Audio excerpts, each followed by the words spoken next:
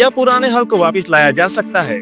और अभी एक थ्योरी चल रही है कि इन्फिनिटी वॉर में ए पर हाफ सर्कल था तो अवेंजर्स हार गए थे, और एंड गेम में फुल सर्कल था तो जीत गए थे। तो फिर अवेंजर्स डूम्सडे में फुल सर्कल और सीक्रेट वॉर्स में हाफ सर्कल क्यों है? और फैंटास्टिक फोर के स्पेसशिप में फैंटास्टिक फोर के मेंबर्स अकेले नहीं आ रहे, उनके साथ पांचवा बंदा भी है, और वो डॉक्टर डूम तो बिल्कुल भी नहीं है। तो फिर उनके साथ है कौन? इन सारे सवालों का जवाब मिलेगा आज आपको मेरी थ्योरी से, तो बने रहिए वीडियो में। और चलिए शुरू करते हैं थ्योरी। सबसे पहले बात करते हैं हल्क की, कि पुराना वाला गुस्से वाला हल्क कैसे आ सकता है। तो इसका जवाब है मून नाइट एंड सेंट्री। हम लोग जो अभी एमसीयू का हल्क देख रहे हैं वो शरीर से तो हल्क है पर पर्सनैलिटी से ब्रूस बैनर है। मेरा कहने का मतलब है कि गुस्से वाला हल्क ब्रूस बैनर के अंदर कहीं दबा हुआ है, जो ब्रूस बैनर की सेकंड पर्सनैलिटी है, जिसे वापस बाहर लाया जा सकता है, जैसे रेड हल्क को लाया गया था। पर हमें बहुत ही ज्यादा मजबूर करना पड़ेगा। मार्वल चाहे तो इनक्रेडिबल हल्क को भी वापस ला सकती है एज ब्रूस बैनर की थर्ड पर्सनैलिटी के रूप में, जो किसी से नहीं हारता है। जैसे कि मून नाइट एंड सेंट्री के पास उनकी थर्ड पर्सनैलिटी है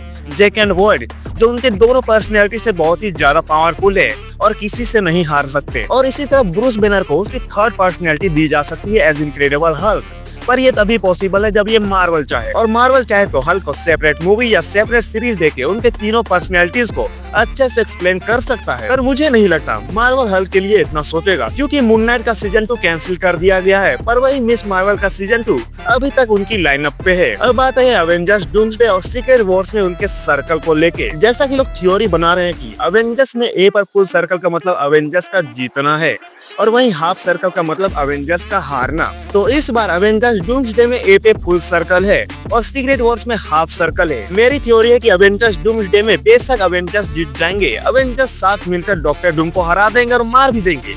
और आप ये बिल्कुल सही सुन रहे हैं, पर डॉक्टर डूम के बारे में आपको तो पता ही है कि वो बहुत ही चालू विलन है। वो कोई ना कोई बैकअप लेके सीक्रेट वॉर्स में वापस आएगा और अवेंजर्स को हरा देगा, जिससे कि प्रूफ होता है कि अवेंजर्स सीक्रेट वॉर्स में हारेंगे और हाफ सर्कल है। पर आप लोग सोच रहे होंगे ये मूवी तो अधूरी रह जाएगी, तो ऐसा बिल्कुल नहीं होने वाला है, क्योंकि सीक्रेट वॉर्स 2 पार्ट्स में आने वाले हैं और उसके सेकेंड पार्ट में अवेंजर्स पे फुल सर्कल होगा और अवेंजर्स जीत जाएंगे। तो कुल मिला के अवेंजर्स सीक्रेट वॉर के सेकेंड पार्ट में अवेंजर्स के नाम के ए पर फुल सर्कल होगा। आई होप आप समझ गए होंगे कि मैं क्या कहना चाहता था। अब आते हैं फैंटास्टिक फोर वाले थ्योरी पे, और जिन लोगों ने fantastic four rise of silver surfer देखी है उन्हें ये थ्योरी बहुत ही अच्छे से समझ में आ जाएगी। जैसा कि fantastic four rise of silver surfer में डॉक्टर डूम ने सिल्वर सर्फर का सर्फर ले लिया था, उसी तरह आरडीजे का डॉक्टर डूम भी सिल्वर सर्फर का सर्फर ले लेगा और गैलेक्टस को मारेगा या फिर उसे ठिकाने लगा देगा। और फैंटास्टिक फोर 2007 में ये काम खुद सिल्वर सर्फर ने किया था। सिल्वर सर्फर ने मूवी के एंड में गैलेक्टस को मारा था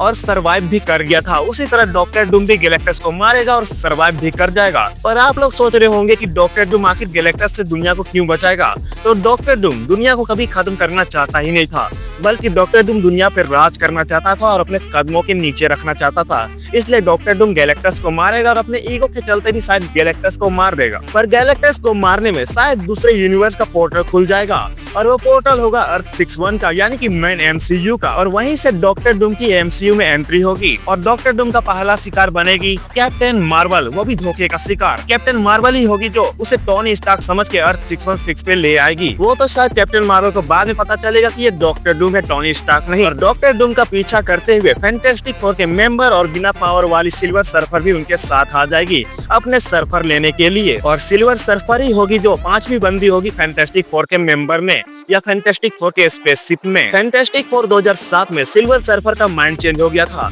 तो ये भी हो सकता है कि नए फैंटास्टिक फोर में भी सिल्वर सर्फर का माइंड चेंज हो जाएगा और फैंटास्टिक फोर का साथ देगी, और वो भी फैंटास्टिक फोर के मेंबर्स के साथ आ जाएगी मेन एमसीयू में अर्थ 616 पे। वैसे जॉनी और लेडी सिल्वर सर्फर का लव एंगल भी दिखा दिया जाए तो कोई हैरानी नहीं होगी। तो मेरे दिमाग में जो थ्योरीज चल रही थी मैंने बता दिया, और मिलते हैं नेक्स्ट वीडियो में, तब तक के लिए बाय।